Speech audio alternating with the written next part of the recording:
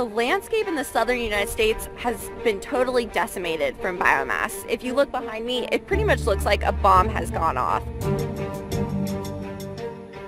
Het wordt bij ons verkocht als groene energie. Biomassa. Iets groeit, daarna wordt het gebruikt voor energieopwekking en dat is een kringloop. Maar dit is de keerzijde van biomassa.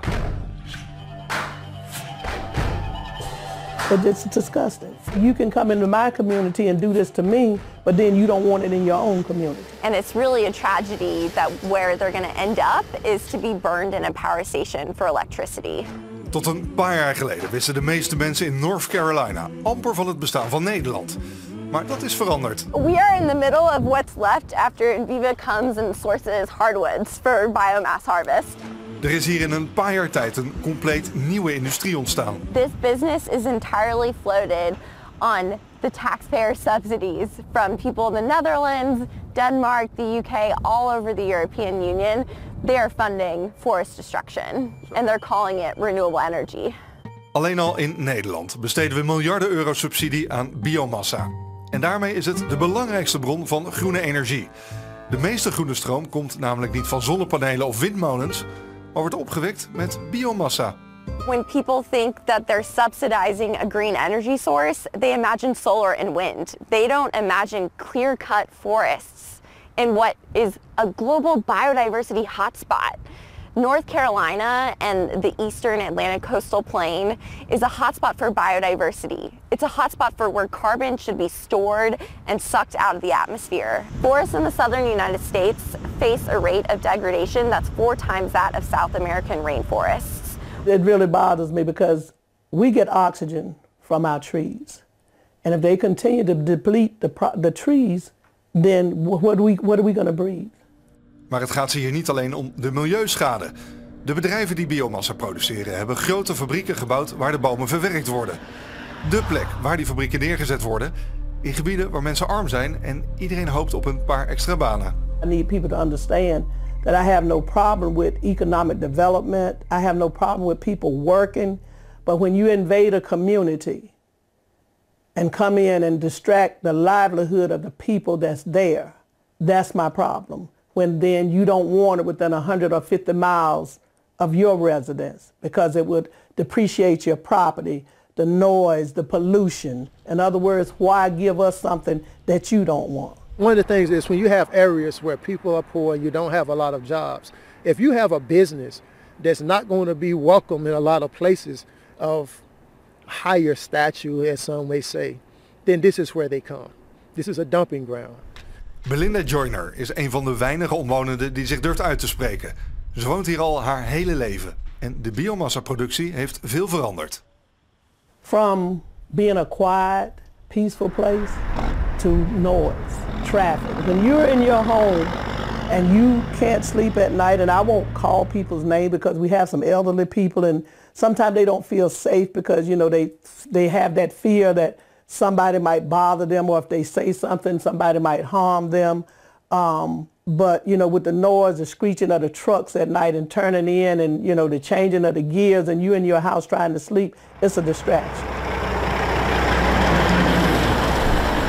Light industrial facilities, so all manufacturing is supposed to be done inside the facility, which is not the case. There should be no dust leaving that facility, which is not the case. The noise should be confined to the parameters of the facilities, which is not the case. So you come outside, you have dust and things all over your house. You can't live and enjoy a place that you have worked for and provide for your family because of dust and noise pollution.